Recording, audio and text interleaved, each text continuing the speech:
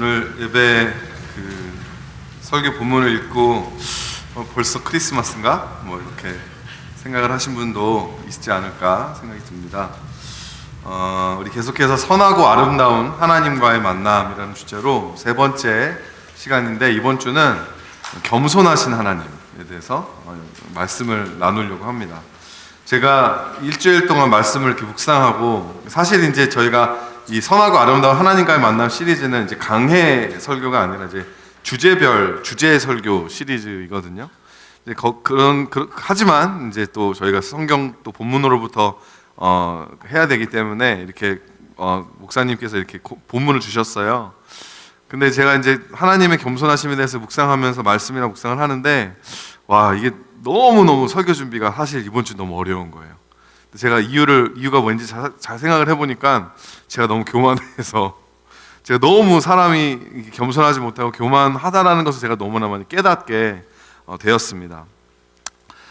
그래서 오늘은 사실 하나님의 그 겸손하심 그 자체에 대해서, 겸손하신 하나님이다, 그래서 우리가 겸손하게 살자, 이런 메시지보다는 정말 우리가 하나님의 겸손하심에 대해서 좀 포커스를 맞추고, 그래서 사실 오늘 좀 본문을 좀 살펴보기보다는, 본문은 사실 여러분 다 아시는 내용일 거고, 왜냐하면 예수님이 우리에게 오셨다, 예수님이 갓난아이의 모습으로 우리를 찾아오셨다, 성육신 하셨다, 사실 이게 이제 본문에 관통하는 메시지이기 때문에 이 메시지를 가지고 우리 정말 겸손하신 하나님의 성품에 대해서 좀 살펴보기를 원합니다. 여러분, 저는 청년 때부터 이 하나님의 겸손하심에 대해서 참 이 매료가 되어 있었어요. 저 어떻게 그렇게 위대하고 크신 분이 어떻게 그렇게 작은 곳으로, 어떻게 보잘것없고 이렇게 낮은 곳에 임하실 수 있으셨을까? 여러분 생각이 나고 시간이 나시면 사실 하나님의 그 크심을 한번 묵상을 해보시기를 여러분 도전해드립니다. 하나님이 얼마나 크실까? 얼마나 크시냐면, 여러분 우리가 무한하다, 우리 식당 가면 이렇게 드링크 시키면 bottomless라는 이야기가 나오잖아요. 그러니까 계속 리필을 해 먹을 수 있어서 이 밑에가 끝에가 없다, 이걸 뜻하는데, 어디에 가면 unlimited sale 하면 정말 그 정도로 많이 세일을 하기 때문에. 근데 여러분, 어느 가게에 가도요, there's no such thing as unlimited sale. 어느 순간에 세일은 끝나게 되어 있어요. It's a limited sale. 근데 이제 그거를 강조하기 위해서 unlimited sale이라고 하는 것이죠. 그러니까 여러분, 이렇게 unlimited, boundless, infinite, 무한한, 이런 단어들은요, 사실상 우리가 세상에 있는 이 피조물들을 우리가 설명하기 위해서는 절대 사용될 수 없는 단어들이라는 것입니다. 뭔가가 영원하다, 뭔가가 정말 너무나 거대하고 방대하다. 여러분, 우주에 막 행성이 큰 엄청난 성들이 있고, 그리고 엄청난 갈렉시들이 있고, 우주가 엄청나게 크지만 still it's measurable. 아직도 우리는 그것을 이 광년이라고 하는 light year라고 하는 어떤 이 단위를 가지고 잴 수 있잖아요. 근데 하나님은 얼마나 크신지 immeasurable, 잴 수도 없는 하나님, 그 정도로 크신 하나님인데, 그런 하나님이 이 땅에 오셨다라는 거, 별로 감흥이 없어요. 별로 이게 와닿질 않아요. 그래서 오늘 말씀을 여러분이 함께 듣고 제가 말씀 나누면 여러분 안에 이 하나님의 이 겸손하심에 대한 좀 카타르시스라고 해야 되나?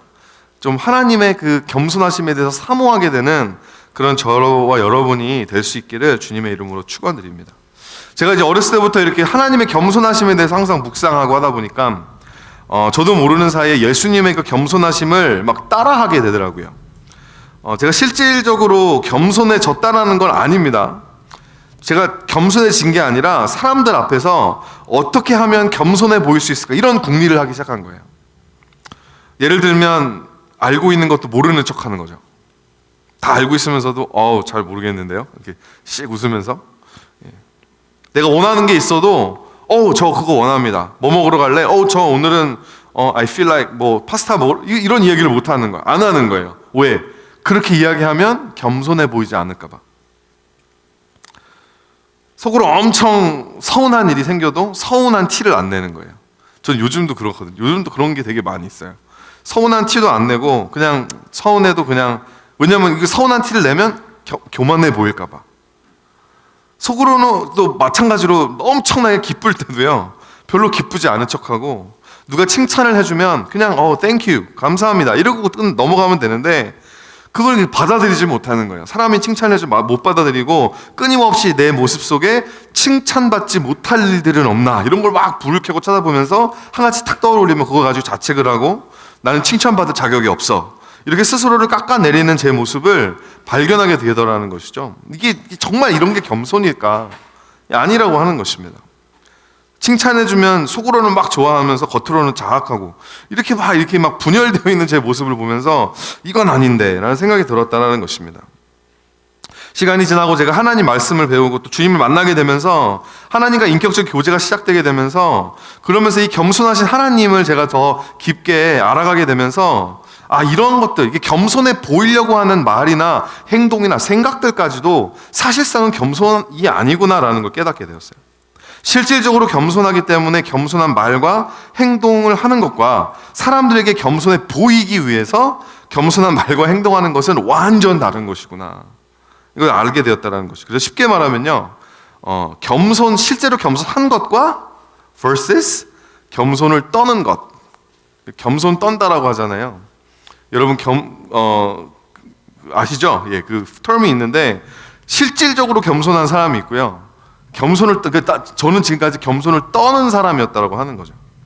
그러면서 제가 깨닫게 된 것은, 겸손하신 하나님을 내 중심으로부터 내가 닮아가지 않으면 절대로 나는 겸손해질 수 없는 사람이구나라는 걸 깨닫게 되었습니다.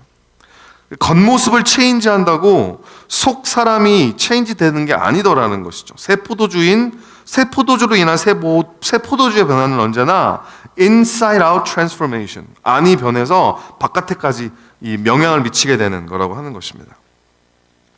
사랑하는 성도 여러분, 겸손은 하나님을 하나님 되게 해주는 가장 핵심적인 성품 중 하나입니다. 하나님이 만약에 겸손하지 않으셨다면 전지전능하면서 겸손하지 않을 수 있잖아요. 그럼 하나님은 위험한 하나님이 됩니다. 그럼 하나님은 우리가 가까이 할 수 없는 하나님이 돼요. 하나님이 하나님이시고 그렇게 크시고 전지전능하시고 파워가 많으신데 겸손치 않으시다면 우리는 그런 하나님을 사실 신뢰할 수 없고 사랑할 수 없다라는 거죠. 오늘 말씀을 통해 제가 여러분에게 도전드리고 싶은 것은, 그러니까 우리가 하나님 겸손한 것처럼 우리도 한번 겸손해 보자가 아까도 말씀드렸던 것처럼 아니라, 이번 설교 시리즈의 목적이 여러분, 우리가 선하고 아름다운 하나님과의 만남이잖아요. 그러니까 나도 한번 선해져 보고 아름다워 보자라는 게 사실 포인트가 아닙니다. 그냥 그 하나님을 만나보자라는 거예요. 그냥 선하고 아름다우신 하나님 앞에 나아가서 그분의 그 선하고 아름다우심을 맛보자라고 하는 것입니다. 이거 마찬가지예요. 하나님의 겸손하심을 바라보다 보면 끌리게 되고, 끌리다 보면 닮고 싶어지고, 그 선하고 아름다우시며 겸손하기까지 하신 하나님을 사모하는 마음으로 살아가다 보면 우리도 삶의 한 절이라도 이 겸손이라는 열매를 맺을 수 있지 않을까라고 이제 하는 게 이번 제 설교 준비하면서 저에 대한 결론이었습니다. 그래서 제가 이제 말씀을 막 공리를 하고 하면서 이 하나님의 성품, 겸손하심에 대한 두 가지 트레이트와 한 가지 이 적용점에 대해서 좀 나누고자 해요. 첫 번째, 겸손한 하나님은 어떤 하나님이냐면요. 함께 해보겠습니다. 첫 번째, 겸손하신 하나님은 우리에게 관심이 있으십니다. 너무 당연한 말이잖아요. 당연히 하나님 나한테 관심 있지. 근데 여러분, 그 말의 뜻을 한번 잘 한번 생각해 보기 원해요. 여러분, 겸손한 사람 만나보셨어요? 어떤 사람을 만났는데 정말 너무 겸손한 사람이에요. 여러분들, 근데 그러면요, 그런 겸손한 사람과 만나서 교제를 나누면, 와, 이 사람 되게 겸손하다, 그런 생각이 드는 게 아니라 이런 생각이 든답니다. 와, 이 사람 나한테 관심이 되게 많다. 이 사람 나한테 정말 관심이 많네. 이렇게 느껴지게 된다고 합니다. 우리가 겸손해 보이려고 할 때 자기 자신을 낮추는 말이나 행동을 주로 많이 하죠. 칭찬해주면 저처럼, 아닙니다, 제가 한 게 아무것도 없습니다. 요즘 영화 배우들 상 탈 때 이런 말 많이 쓰더라고. 난 다 된 밥상에 숟가락 하나 얹은 것밖에 없습니다. 여러분, 이렇게 말하는 게 사실 잘못됐다라고 말하는 건 아니지만, 이렇게 자기 자신을 숨기고 낮아지려는 생각과 말과 행동하는 것 자체가 겸손함이 될 수 없다라고 하는 거예요. 왜냐하면 겸손은요, 스스로에 대한 생각에서 벗어나는 것입니다. 나 자신에서 벗어나는 거예요. 그게 겸손함입니다. 나 자신에서 눈을 돌려 하나님을 바라보는 게 겸손함이고요. 나의 필요, 나의 문제, 나의 어떠함에서 눈을 돌려가지고 다른 사람에게 관심을 가지면서 그 사람의 필요, 그 사람의 문제, 그 사람의 어떠함을 바라보면서 내가 어떻게 하면 저 사람을 도와줄 수 있을까? 라고 궁리하기 시작하고 그 모든 과정 가운데서 그냥 내가 사라지는, 그게 겸손함이라고 하는 거예요. 나에게만 맞춰져 있었던 초점이 이제는 다른 사람들을 바라볼 수 있는 그 다른 사람 그 관심이 다른 대상으로 옮겨질 수 있는 힘이 겸손이라고 하는 것이죠. 여러분, 제가 너무 좋아하는, 그래서 너무 자주 인용하는 우리 C.S. 루이스 님의 그 겸손에 대한 코트가 있는데요. 저랑 성경 공부하신 분들은 많이 들어보셨을 거예요. Humility is not thinking less of yourself. It's thinking of yourself less. 이걸 한국말로 풀이해서 번역을 하려면 되게 복잡해져요. 제가 읽어드릴게요. 겸손은 나를 낮추는 생각이 아니라 나에 대한 생각하는 횟수를 낮추는 것이다. Humility is not thinking less of yourself. It's thinking of yourself less. 우리가 다른 사람에게 관심을 가질 때 그 이유를 잘 살펴보면 여러분, 그 중심에 내가 있을 때가 너무 많습니다. 여러분, 이성에 대한 관심이 있으시죠? 그래서 막 이성 친구가 생기고 이렇게 연애를 시작하면 막 사랑한다고 이야기하고, 그때는 진짜 모든 걸 다 해줄 수 있을 것 같아요. 그때는 하늘의 별도 따다 주겠다고 이야기하지만, 그리고 실제로 많은 시간과 물질들을 그 관계에 쏟아 부어버리지만, 시간이 지나면서 여러분, 그 사람을 향해 있었던 나의 관심이 사실은 그 사람을 좋아하고 있는 나에게 있었다는 것을 발견하게 되는 거예요. 어떻게 아냐고요? 조그만 일도 서운해지기 시작할 때. 내가 그렇게 너를 사랑해줬는데 넌 나한테 이것도 못해주니? 라고 이런 생각이 내 안에서 막 이렇게 자라나기 시작할 때, 내가 사실은 이 겸손함이 내 안에 없구나. 어텐션, 내 그 관심이 그 상대방에 있는 게 아니라 사실은 나에게 있었구나라는 걸 알게 된다는 것입니다. 여러분, 아픈 이웃에 대한 관심. 처음에는 너무 불쌍하고 안 됐으니까 관심을 가지고 많이 돕다가도 시간이 지나면 우리의 관심은요, 저절로 내 문제, 내 아픔으로 돌아가 버리는 거예요. 나도 아픈데, 나도 이렇게 힘든데, 내 코가 석자인데 내가 저 사람 저렇게 어려운 거 저렇게 신경 쓰고, 나는 그런 게 없지. 그럴 여유가 없죠. 여러분, 그에 비해서 하나님을 보면요, 하나님의 그 겸손하신 하나님의 우리를 향한 관심은요, 변하지가 않아요. 어떤 상황 속에서도 철저하게 우리 중심적이시고, 철저하게 우리를 이해하고 우리를 채울하시려는 그 관심이 하나님 안에 있다고 하는 것입니다. 그래서 예수님이 오신 거예요. 근본 하나님의 본체이셨던 그가 하나님과 동등됨을 취할 것으로 여기지 아니하시고, 하나님과 동등됨을 취할 것으로 여긴다는 게 뭐냐면, 내가 하나님이야. 내가 하나님이야. 난 모르는 게 없어. 난 전지전능해. 난 못하는 게 없어. 이런 태도를 취하지 않으시고 오히려 자기를 비워서 종의 형체를 가지사 사람의 모습으로 우리 가운데 오셨다라는 것. 하나님께서 겸손하지 않으시고 자기 자신에 대한 관심으로 똘똘 뭉쳐진 그런 전지전능한 존재였다면 오늘 본문의 이야기, 예수님께서 우리에게 오셨던 이야기는 가능하지 않은 이야기예요. 능력에 있어서, 스펙에 있어서, 출신 배경에 있어서 하나님처럼 잘나고요, 하나님처럼 내세울 게 많은 존재가 여러분 우주에 존재할까요? 그러신 그가 우리에 대한 관심 때문에 자기 자신을 비움으로 갓난아기가 되어서 우리에게 오셨다라는 거예요. 우리에게 관심이 있으셔서.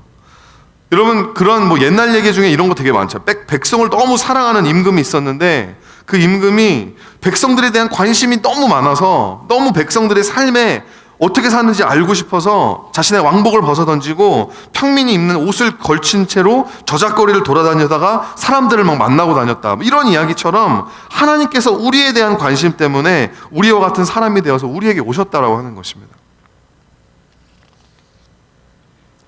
여러분, 그래서 예수님이 이 땅에 오셔서 경험하신 게 무엇들이었죠? 이사야서 53장 3절 표준 세번역인데 함께 한번 읽어보실까요? 53장 3절 말씀 시작. 그는 사람들에게 멸시를 받고 버림을 받고 고통을 많이 겪었다. 여러분, 우리가 받는 멸시, 버림받음, 고통을 당함. 이게 뭐냐면요, 관심 못 받는 거예요. 그죠? 관심 못 받을 때 우리는 멸시받는다고 생각하고요, 버림받았다고 생각하고요, 관심을 못 받고 사랑을 못 받을 때 고통이 우리의 삶에 있습니다. 근데 사랑하는 사람과 소통이 끊기니까 고통이 찾아오는 거잖아요. 이 세상에서 관심 받기 위해서 우리는 무엇을, 그러니까 우리가 멸시 안 받으려고, 버림 안 받으려고, 고통 많이 안 겪으려고 우리는 뭘 합니까? 관심 받기 위해서 우리는 우리의 이력서를 채웁니다. 학력으로 채우고 스펙으로 채웁니다. 우리의 얼굴을 화장으로 채웁니다. 우리의 몸매를 가꿉니다. 여러분, 이렇게 너무 바쁜 삶을 살고 있는 거예요. 왜? 내가 관심을 받아야 되니까. 그러니까 내가 관심을 받기 위해서 혈안이 되어 있으니까 다른 사람 줄 관심이 없는 거예요. 사람들의 관심과 어프로브를 받기 위해서 일단 목을 메어버리고, 그것을 얻지 못하면 내 자아가 크러쉬 돼버리는 거죠. 나는 살 가치가 없어. 우리가 전능자의 사랑과 관심을 이미 받고 있는 존재라는 사실, 이걸 까맣게 잊어버리고 있기 때문에, 아니면 하나님이 날 사랑하신대. 방금 제가 이렇게 예수님 우리에게 오셨습니다 이랬을 때 별로 감흥이 없었거든요. 그래서 우리가 그 정도로 we are so self-centered, 이게 너무 우리에게 당연하다라고 하는 거예요.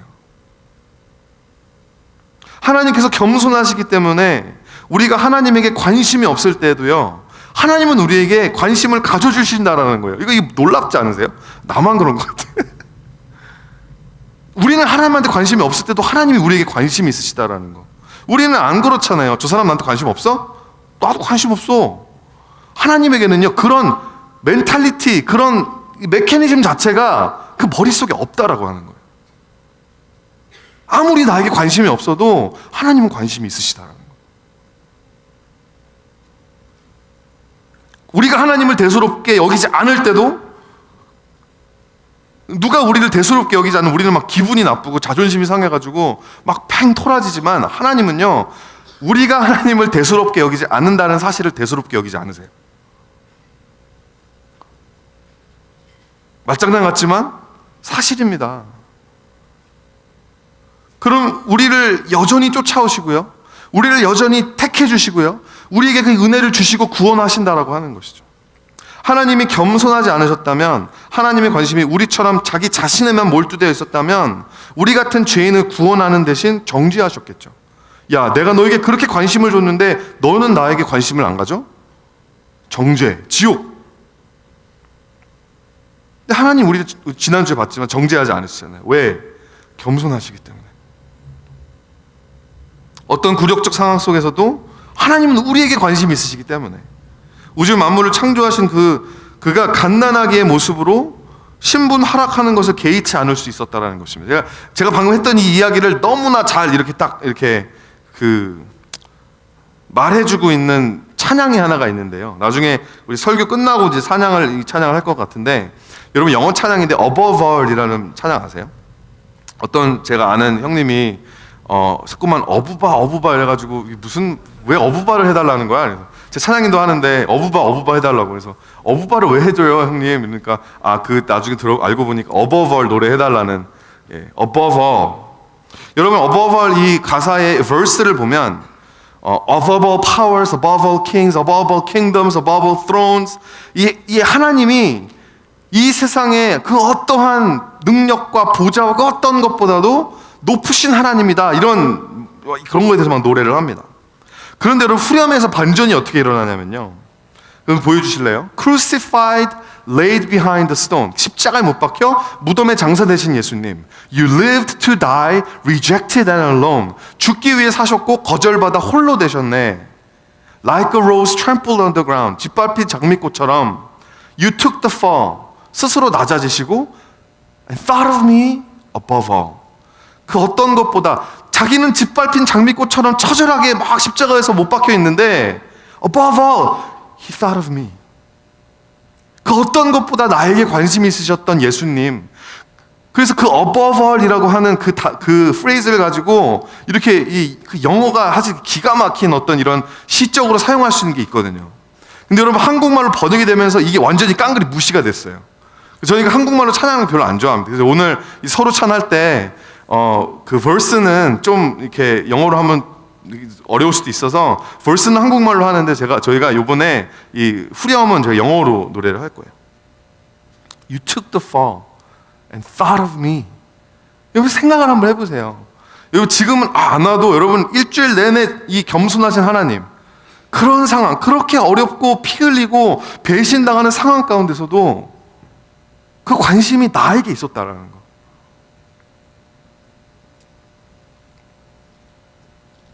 자기 자신의 아픔과 상황에 집중하신 것이 아니라 저와 여러분에게 관심을 집중하셨다는 것이 이 찬양의 원곡의 의미라는 것입니다. 첫 번째는 겸손한 하나님은 우리에게 관심 있으신 하나님이라. 두 번째, 겸손하신 하나님은 우리에게 기꺼이 찾아오신 하나님입니다. 기꺼이 찾아오신 하나님. 예수님께서 우리를 찾아오시는데 여러분 그냥 오시는 게 아니라 우리에게 전화하고 우리 허락받고 오시는 게 아니라 기꺼이 오신다라는 것이죠. 하나님께서 우리에게 은혜를 베푸시는데 기꺼이 베푸신다는 것입니다. 하나님께서 여러분들을 위해서 희생하시는데 기꺼이 희생하시는 하나님이시라는 거죠. 겸손하시기 때문에. 여러분 교회 생활 하다 보면 낙심될 때 많으시죠. 근데 언제 우리가 낙심을 많이 되냐면 리더의 자리에 있을 때 참 낙심의 상황에 노출을 시키는, 사실 리더가 그런 거거든요. 총알바지. 앞에 나가서 총 맞는 사람이 리더예요. 그래서 그 영적 전쟁에 총알을 바지로 할 리더를 나갔는데 아니나 다를까 낙심되는 상황이 너무 많은데요. 여러분 지금 제가 이야기를 하면 주위에 셀장들의 그 내뱉지 못하는 한숨이 혹시 들리시는지 모르겠어요. 지금 그들은 지금 여기서 티는 못 내요. 여러분이 보고 있기 때문에. 근데 그 내뱉는 한숨이 저는 들립니다. 제가 청년 때 저희 큰빛교회 성전이 지금은 미시사가도 있고 다운타운 업타운 있지만 그때는 그 에토비코에 렉스데일 성전이 하나가 딱 있었어요. 그때 제가 그때 그 청년부에 있었는데 청년부가 그때 셀 모임이 아니라 그때는 목장이 있었습니다. 작년 목장을 하는 것처럼 매주마다 목자가 사람들을 자기 집으로 초대해서 밥을 해주고 밥을 다 먹이고 그 다음에 이제 그 예배를 드리고 그리고 이제 보내고 이제 그런 이제 일을 하는데 청년들이 하는 거니까 얼마나 힘들었겠어요. 목자가 자기 집을 오픈하고 막 이렇게 자기 돈 들여서 저녁을 준비하는데요. 제가 아는 한 형님께서 아까 그 어버버 했던 그 형님이에요. 어버버 형님 그 형님께서 목자를 하셨는데 정말 마음 크게 먹고 이번에 내가 목원들을 정말 섬겨야겠다 이런 마음으로 감자탕을 10인분을 끓인 거예요. 보글보글 끓이고 있는데 그래서 이제 막 혼자 사는 남자가 뭘 할 줄 알고 그래서 막 네이버를 뒤져가면서 와 성공했어 이러면서 막 다 끓여서 정말 즐겁고 기쁜 마음으로 목장 예배 시간에서 사람들 기다리는데 이제 이야기가 어디로 흘러가는지 좀 감이 오시죠. 막 계속 문자가 오는 거예요. 띵동 띵동 문자가 오는데 문자가 보니까 형님 제가 오늘은 좀 급한 일이 생겨서 목장 모임 못 나갈 거야. 저 아니에요. 저는 다른 목장이었어요. 저는 급한 일이 생겨서 목장 모임 못할 것 같아요. 또 문자가 오는데 오빠 저는 감기 기운이 있어서 오늘은 목장 모임 참석 못할 것 같아요. 이러면서 계속 10명의 목원들이 있는데 띵동 오더니 어떻게 됐을까요? 아무도 못 온 거예요. 감자탕 10인분은 보글보글 끓고 있고 이분의 마음속도 보글보글 끓고 있고 그래서 일주일 동안 이 감자탕을 그 분노의 감자탕을 일주일 동안 드셨다고. 네. 어떤 분은 처음 유학 가서 어쩌다 보니까 이민교회 이제 처음 다니게 되고 청년부 임원을 맡게 돼요. 한국에서는요 이렇게 청년부 하면 막 으쌰으쌰하고 막 분위기가 너무 좋아. 그런 청년부 이제 생각을 하고 나도 이제 교회 와서 섬겨야겠다. 정말 열심히 하셨는데 근데 그 교회 분위기가 너무 정적인 거예요. 조용하고 사람들이 별로 막 신나하지도 않고 반응도 없고 자기 혼자 막 열받고 자기 혼자 막 하다가 이분도 번아웃이 된 것입니다. 그러면서 그분이 그 임기를 마치면서 딱 맹세를 한 거예요. 난 더 이상 이제는 내가 어느 교회 가도 아무것도 하지 않을 거야 라고 하는 그 마음에 탁 벽을 세워놓은 거예요. 낙심되죠 여러분. 이거 내가 나 위해서 하는 일도 아닌데 하나님께 받은 은혜 내가 좀 나누고 싶어서 내가 너희들을 위해서 내가 이렇게 섬신하고 봉사하는 건데 알아주는 사람이 없을 때 처절하잖아요. 막 고마워하는 사람도 없고 다들 당연히 생각하고 리더니까 당연한 거 아니야? 당연한 거 아니에요, 여러분. 여러분, 저는 그런 마음 들 때가 한두 번이었겠습니까? 다 얘기 못하죠.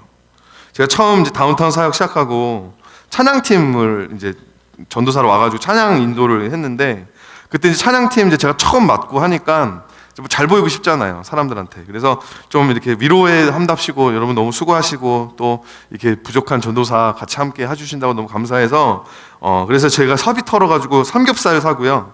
저희 정대용 목사님 그때 여기 담당이셨기 때문에 정대용 목사님 집에 팀원들을 다 초청해서 다 이제 하려고 했는데 아무도 안 온 거예요.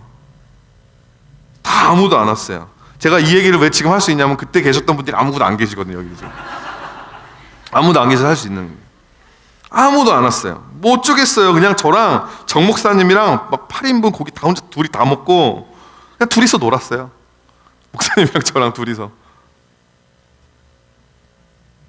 그때 제가 이런 생각이 들더라고요. 정말로 내가 여기서 뭐 하고 있지?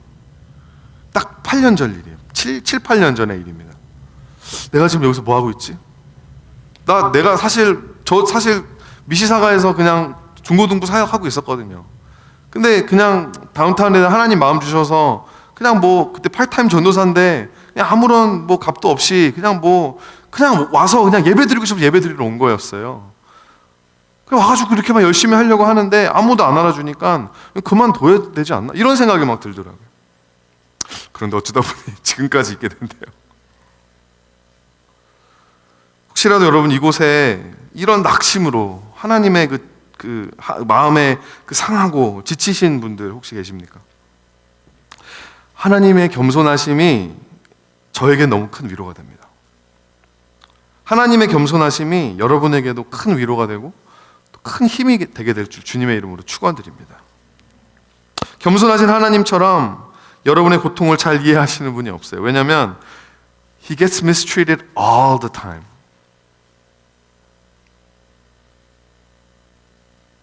겸손이란 인정받지 못하고 환영받지 못하는 상황에서도 기꺼이 좋은 것을 남들과 나눌 수 있는 힘입니다. 지속적으로 변함없이 사랑할 수 있는 힘이에요. 여러분, 겸손은 수동적인 게 아니에요. 겸손은 그냥 당하고만 있는 게 아닙니다. 패배자 콤플렉스에 빠지는 게 아니라는 거예요. 겸손은 기꺼이 찾아가는 것입니다. 기꺼이 희생하는 거예요. 기꺼이 손해볼 수 있는 진취적인 것이고 적극적인 하나님이 그런 하나님이라는 거죠. 지난주 수요일 날마다 빛으로 묵상구절에 이런 말씀이 있더라고요. 제자들이 이스라엘 백성들을 축복하는 말인데 민수기 7장 24절부터 26절까지 말씀 함께 읽어볼까요? 시작. 여호와는 내게 복을 주시고 너를 지키시기를 원하며 여호와는 그의 얼굴을 내게 비추사 은혜 베푸시기를 원하며 여호와는 그 얼굴을 내게로 향하여 드사 평강 주시기를 원하노라 할지니라 하라. 하나님의 우리를 지키시는 은혜, 우리에게 은혜를 베푸시는 거, 평강을 주시는 축복의 실상이 선포가 되면서 드러나는 하나님의 진심이 뭐냐면요, I want this. 하나님이 우리를 축복하기 원하신다라는 거예요. 너희들이 열심히 나를 한번 따라와봐. And if you're good enough, I'll bless you. 이게 아니라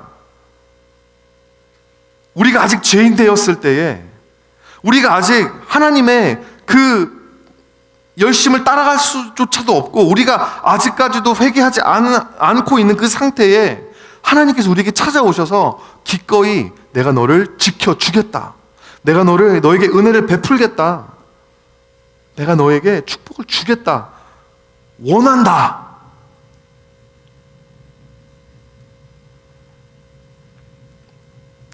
이게 하나님의 은혜라는 것입니다. 김켈러 목사님께서 설교 중에 이런 말씀을 하시더라고요. God persistently and continuously gives His grace to people who don't ask for it, don't deserve it, or don't even fully appreciate it after they get it. 하나님은 지속적으로 끊임없이 구하지도 않고 합당하지도 않고 온전히 감사도 하지 않는 사람들에게 자신의 은혜를 부어주신다. 이게 하나님이에요.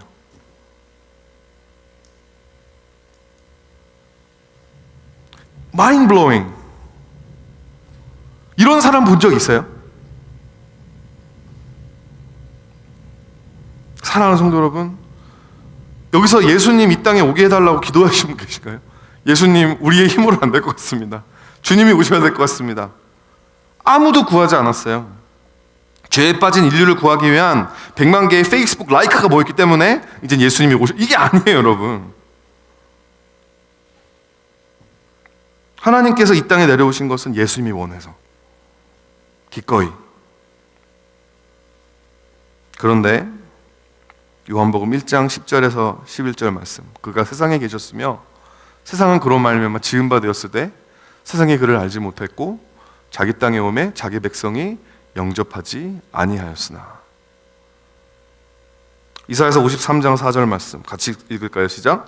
그는 실로 우리의 질고를 지고 우리의 슬픔을 당하였거늘 우리는 생각하기를 그는 징벌을 받아 하나님께 맞으며 고난을 당한다 하였노라.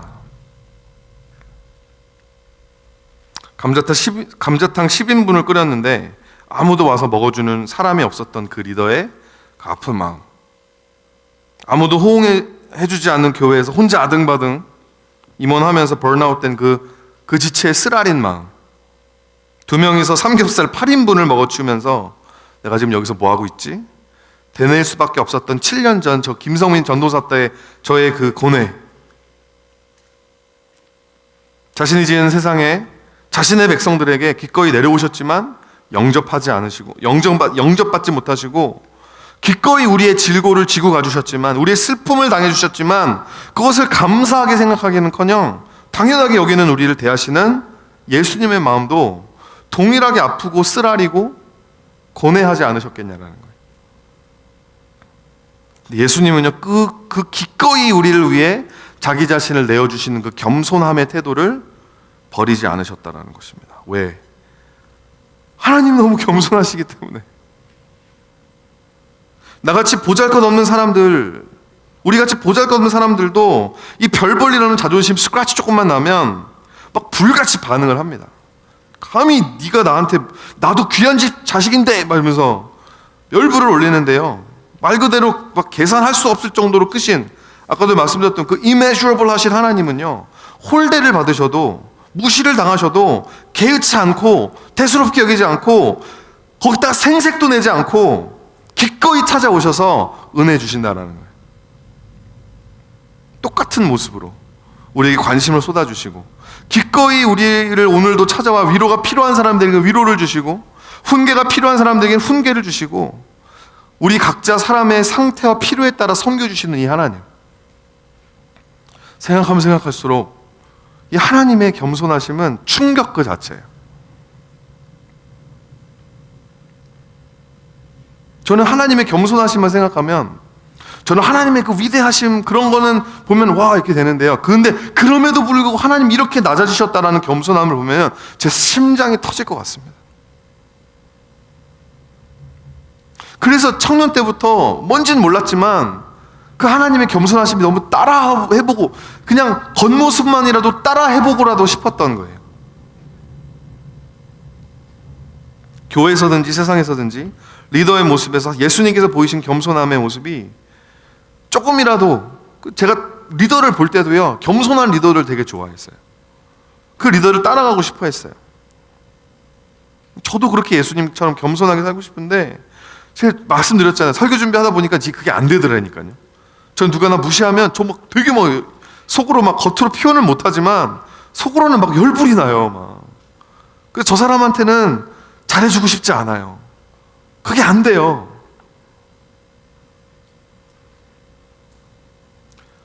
그래서 저만 그런가? 그래서 제가 봤더니 그리스도의 성품을 닮아보기 위해서 몸부림친 사람들이 역사속에 너무 많은데요, 거대한 영적 거장들이 다 난 넘어졌다, 난 못한다, 이런 고백들을 많이 하더라고요. T. 엘리어트는 이렇게 이야기합니다. 겸손은 미덕 중에서 가장 터득하기 힘든 목적이다. 자기 자신을 높이려는 욕망보다 더 없애기 힘든 것은 없다. 사람의 성품 중에 가장 뿌리 깊은 것은 교만이다. 지금 자신이 누구에게나 겸손할 수 있다고 자랑하는 것도 하나의 교만이다.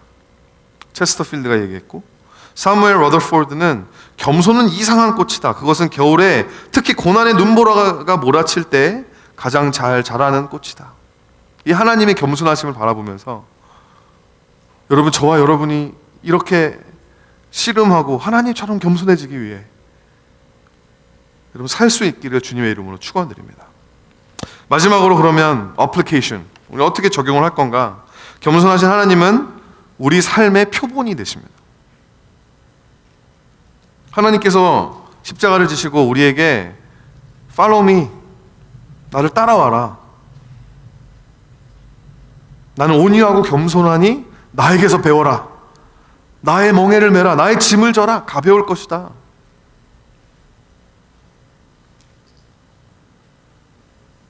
한 가지 프린시플을 여러분에게 말씀드리고자 합니다.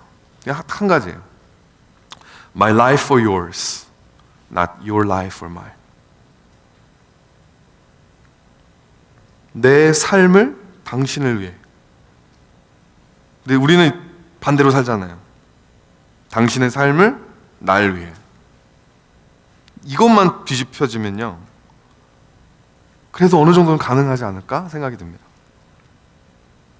이 프린시플을 한번 여러분 마음에 새겨보시고 여러분 삶의 영역에 적용해 보시면 좋을 것 같습니다.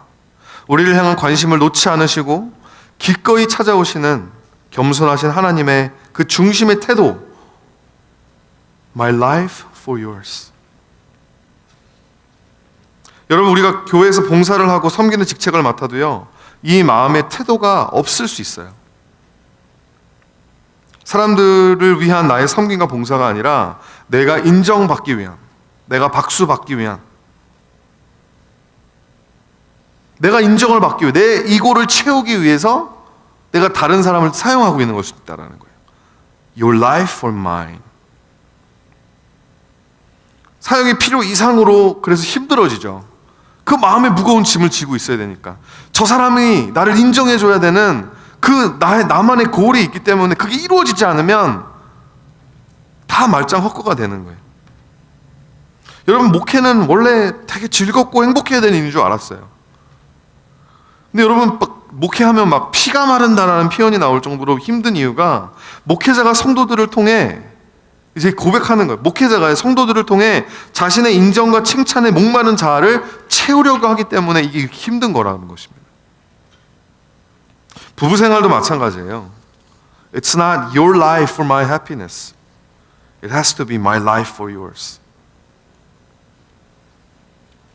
내 행복, 나를 행복해주기 위해서 저 사람과 결혼한다고 한다면 그 행복은 절대로 이루어질 수 없습니다. 여러분 안에 이런 생각을 하시는 분이 있을 수도 있어요. 왜 그렇게 손해보는 장사를 해야 돼요? 나도 먹고 살아야지. 나도 살아남아야지. 근데 여러분, 만약에 이런 생각이 드신다면 부담 가지실 필요 없습니다. 이것은 나를 위해 자신의 하나님됨을 내려놓으셔서 인간이 되시고 십자가에서 하나밖에 없는 생명을 내려놓으신 그 예수님의 그 은혜의 어마어마한 크기, 정말 이 하나님의 겸손하심이 여러분의 막 마음을 사로잡아가지고 그렇게 된 사람들만이 트라이 정도는 해볼 수 있는 것 같아요, 저는. 그게 아니면 이 손해보고 나중에 그냥 내가 다른 사람을 위해서 희생하고 My life for yours 이래서 내가 내 주머니도 털어보고 그러다가 나중에 여러분 이 중심에 하나님의 겸손하심을 정말 아름답게 생각하는 마음이 없으면요, 그냥 번아웃 되는 거예요. 그냥 resentment, 그냥 원망스러운 거예요. 그냥 서운해지는 거예요, 조금만 이래도. 여러분, 이 시간 같이 함께 이렇게 고백해 볼까요? 난 이미 예수님 안에서 너무 많이 받았습니다. 여러분, 이 고백이 있는 사람이 할 수 있는 고백이 My life for yours. 노력하고 한다고 되는 게 아니에요. 겸손하신 하나님의 그 아름다우심, 그 선하심에 사로잡히는 것입니다. 어떻게 십자가에 못이 박혀지는 그 고통스러운 상황 속에서도 아버지 저희들을 용서해 주시옵소서, 저들이 하는 것을 알지 못하니이다. 어떻게 그렇게 기도하실 수 있으셨을까? 나를 사랑하시는 하나님의 그 마음을 사모하고 알기를 원하고 깨닫기를 원하며 나도 모르는 사이에 그 겸손하신 하나님을 우리의 삶의 극히 일부분이라도 닮아갈 수 있는 저 여러분 되시기를 우리 예수님의 이름 받들어 축원드립니다. 제가 함께 공동체 기도로 마무리하고 앞에 찬양팀 나와주시고요. 우리 공동체 기도로 함께 기도하는 시간 가지도록 하겠습니다.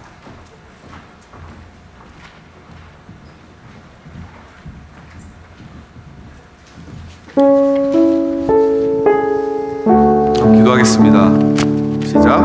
겸손하신 예수님, 우리의 죄를 지시고 십자가에 달려 하나님에게 심판을 받아 큰 고통을 당하실 때에도 자신을 돌아보지 않고 저희를 돌아보아 주셔서 감사합니다. 우리가 기도하지 않아도 기꺼이 우리 필요를 채워주시고 우리가 은혜를 감사하지 않고 당연하게 여길지라도 기꺼이 나와 함께 동행해 주시며 오래 참아주시는 겸손하신 성령 하나님 감사합니다. 세상 모든 사람들이 자기 자신을 위해 남을 이용하고 다투고 경쟁할 때 새롭고 신선한 삶의 방식, 겸손의 길을 보여주시니 감사합니다.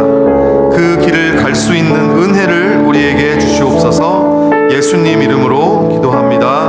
아멘.